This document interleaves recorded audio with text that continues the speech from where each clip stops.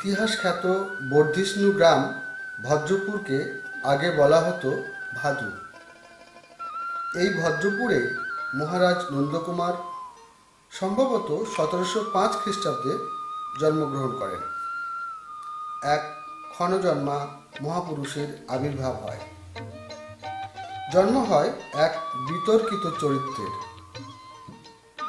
বিতর্কিত এই কারণে কোনো কোনো ঐতিহাসিক নন্দকুমারের স্বদেশ প্রীতিকে, স্বদেশের জনগণের দুঃখে তার কাতরতাকে নন্দকুমারের ব্যক্তিগত স্বার্থ চিন্তা বলে উল্লেখ করেছেন।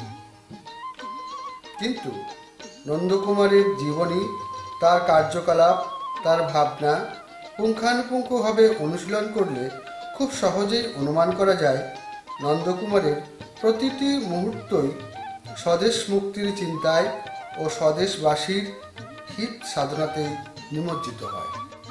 একথা ঠিক যে মহারাজ নন্দকুমার সিরাজদৌল্লাকে নীতিগতভাবে মেনে নিতে পারেননি। তিনি সিরাজউদ্দৌলার পতন চেয়েছিলেন। তাই বলে এই নয় যে তিনি চেয়েছিলেন ইংরেজরা এই দেশ শাসন করুক।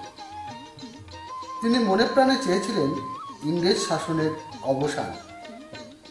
স্বজন পোষণ, ইংরেজ তাবেদারি যদি তার অভিপ্রায় হতো, তাহলে ফাঁসির রজ্জু তাকে গলায় পড়তে হতো না। তার যে বুদ্ধির বিচক্ষণতা ছিল তা প্রয়োগ করে ইংরেজ প্রশাসনের উচ্চ পদে অধিষ্ঠিত হতে পারতেন, কিন্তু তিনি তা করেননি। বরং মৃত্যুর আগে পর্যন্ত ইংরেজ শাসনের পতনের প্রাণান্তকর চেষ্টা চালিয়ে গিয়েছেন। নন্দকুমারের বংশধরদের আদি নিবাস মুর্শিদাবাদের রঘুনাথগঞ্জের নিকট জারুল গ্রাম। প্রপিতামহ রামগোপাল রায় ভদ্রপুরের মথুর মজুমদারের মেয়েকে বিয়ে করে ভদ্রপুরেই বসবাস শুরু করেন। রামগোপালের ছোট ছেলে চণ্ডীচরণ রায়ের বড় ছেলে ছিলেন পদ্মনাভ রায়। তার 2 মেয়ে ও 4 ছেলে। মেয়েরা হলেন বিষ্ণুপ্রিয়া ও কৃষ্ণপ্রিয়া। নন্দকুমার ছিলেন পদ্মনাভ রায়ের জ্যেষ্ঠ পুত্র। নন্দকুমারের ভাইয়েরা হলেন রাধাকৃষ্ণ, নবকৃষ্ণ এবং কেবলকৃষ্ণ। নন্দকুমারের পিতা পদ্মনাভ রায়ের প্রখর রাজস্ব জ্ঞান থাকায় তৎকালীন নবাব আলীবর্দী খান তাকে রাজস্ব সংগ্রহের কাজে নিযুক্ত করেন। আলীবর্দী একজন প্রখর বুদ্ধিসম্পন্ন ব্রাহ্মণ পণ্ডিতের পরামর্শে তার শাসন কার্য পরিচালনা করতেন। তার নাম বাপুদেব শাস্ত্রী। বাপুদেব শাস্ত্রী মহারাজ মানসিংহের গুরু বাসুদেব শাস্ত্রীর বংশধর। পদ্মনাভ রায় বাপুদেব শাস্ত্রীর জ্ঞান বুদ্ধিমত্তার পরিচয় পেয়ে নন্দকুমারের পড়াশোনার দায়িত্ব বাপুদেব শাস্ত্রীর হাতে সঁপে দেন। দীর্ঘ 8 বছর ধরে নন্দকুমার বাপুদেব শাস্ত্রীর কাছে অধ্যয়ন করেন। নন্দকুমার তীক্ষ্ণ বুদ্ধির সম্পন্ন ছিলেন। এই সময়ে তিনি সংস্কৃত, ফার্সি, ইংরাজি প্রভৃতি বিষয়ে সুপণ্ডিত হয়ে ওঠেন। পড়াশোনা শেষে নন্দকুমার তার পিতা পদ্মনাভ রায়ের সঙ্গে রাজস্ব আদায়ের কাজে নিযুক্ত হলেন। নন্দকুমারের বিয়ে হয় মহারানী ক্ষেমংকরীর সঙ্গে। ক্ষেমংকরীর গর্ভে নন্দকুমারের 3 মেয়ে ও 1 ছেলের জন্ম হয়। মেয়েরা হল সম্মানী, আনন্দময়ী ও কিনুমণি। একমাত্র পুত্র গুরুদাস রায়। গুরুদাসের বিয়ে কৃষ্ণনগরের রাজা কৃষ্ণকান্তের মেয়ে জগদম্বার সঙ্গে হয়েছিল। গুরুদাস নিঃসন্তান ছিলেন। বাপুদেব শাস্ত্রীর অনুরোধে নবাব আলীবর্দী খাঁ নন্দকুমারকে হিজলি ও মহিষাদলের আমির নিযুক্ত করে ওই এলাকাগুলির রাজস্ব আদায়ের দায়িত্ব অর্পণ করেন। আমিন থাকাকালীন নন্দকুমার প্রজাদের নানারকম দুঃখ ও দুর্দশার কারণে প্রায় 80,000 টাকা রাজস্ব আদায় করতে পারেননি এবং ওই টাকা নবাবের পাওনা হয়। ওই টাকার পরিশোধের বিলম্ব হওয়াতে নন্দকুমারকে নানা রকম হেনস্থার শিকার হতে হয়। পদ্মনাভ রায় ওই টাকা পরিশোধ করে নন্দকুমারকে লাঞ্ছনার হাত থেকে রক্ষা করেন। পরবর্তীকালে নন্দকুমার নিজস্ব ক্ষমতায় ক্রমান্বয়ে হুগলির দেওয়ান এবং ওই প্রদেশের ফৌজদার নিযুক্ত হন।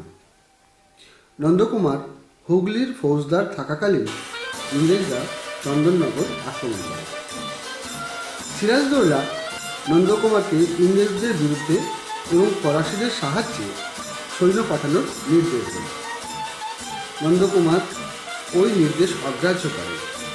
তিনি গোপনে ইংরেজদের নানা রকম সাহায্য করেন।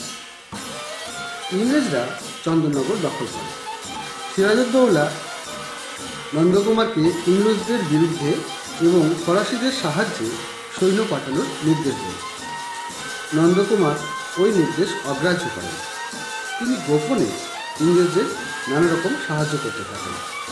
ইংরেজরা চন্দননগর দখল করে। এইরকম আচরণের জন্য তাকে অনেকে বিশ্বাসঘাতক বলে উল্লেখ করে, কিন্তু তারা মিথ্যাচারণ করেছেন। নন্দকুমার দুটি কারণে ইংরেজদের সাহায্য করেছিলেন। প্রথমত, সিরাজের ব্যবহারে অনেকে অতিষ্ঠ হয়ে উঠেছিলেন। সিরাজ একটি ক্ষুদ্র ঘটনাকে কেন্দ্র করে নন্দকুমারকে মারতে পর্যন্ত উদ্যত হয়েছিলেন। সিরাজ সেই সময় এমন ব্যভিচারী হয়ে উঠেছিলেন যে বড়নগরের রানী ভবানীর মেয়ে তারাসুন্দরীকে বাড়ি থেকে উঠিয়ে নিয়ে আসার জন্য লোক পাঠিয়েছিলেন। নন্দকুমার এসব মেনে নিতে পারেননি। দ্বিতীয়ত, ঘসেটি বেগম, মির্জাফর, জগৎ শেঠরা এমনভাবে সিরাজদৌল্লার বিরুদ্ধে গোপন ষড়যন্ত্র করেছিল যে সিরাজের পতন অবশ্যম্ভাবী ছিল। নন্দকুমার এটা আঁচ করেই ইংরেজদের সাহায্য করেছিলেন। যাই হোক, সিরাজদৌল্লা নন্দকুমারের উপর কুপিত হয়ে তাকে ফৌজদারির পর থেকে হটিয়ে দেন। তারপরেই তো শুরু হলো পলাশির যুদ্ধ। পরিণতি সিরাজের পতন, মির্জাফর নবাব পদে নিযুক্ত হন। নন্দকুমারের তীক্ষ্ণ ক্ষুরধার বুদ্ধি সম্বন্ধে আঁচ করে ক্লাইভ তাকে নিজের মুন্সি ও দেওয়ান নিযুক্ত করেন। নন্দকুমার বিভিন্ন বিষয়ে ক্লাইভকে পরামর্শ দিতেন। ক্লাইভ সর্বক্ষণ নন্দকুমারকে নিজের কাছে রাখতেন। ক্ষমতা এতদূর বিস্তৃত হয়েছিল যে তাকে বাংলার ব্ল্যাক কর্নেল বা কালা কর্নেল বলা হতো। ক্লাইভের প্রদেশগুলির দেওয়ান নিযুক্ত করেন। এই সময় মির্জাফর কিন্তু নন্দকুমারকে প্রীতির চোখে দেখতেন না। ওদিকে মির্জাফর ইংরেজদের প্রচুর আর্থিক সুবিধাদানের চুক্তি করে নবাব হয়েছিলেন। তিনি দেখলেন ভাড়া শূন্য, ইংরেজদের প্রাপ্য টাকা মেটানো যাচ্ছে না। তাই বিকল্প পথ হিসাবে নদিয়া, বর্ধমান প্রভৃতি প্রদেশগুলির রাজস্ব আদায়ের ক্ষমতা ইংরেজদের হাতে ছেড়ে দেন। ওই অঞ্চলের রাজস্ব আদায়ের পক্ষে নন্দকুমারকে উপযুক্ত ব্যক্তি মনে করে ইংরেজরা 1758 খ্রিস্টাব্দে 19 আগস্ট থেকে ওই স্থানের তহসিলদার নিযুক্ত করেন। সেই সময় ওয়ারেন হেস্টিংস মুর্শিদাবাদের রেসিডেন্ট পদে ছিলেন। তিনি নন্দকুমারের নিয়োগ মেনে নিতে পারেননি। তখন থেকেই নন্দকুমারের সঙ্গে হেস্টিংয়ের নানা মনোমালিন্য শুরু হয়। ক্লাইভের বিলেত যাওয়ার পর বাংলার গভর্নর হয়ে আসেন ভানসিস্টার্স।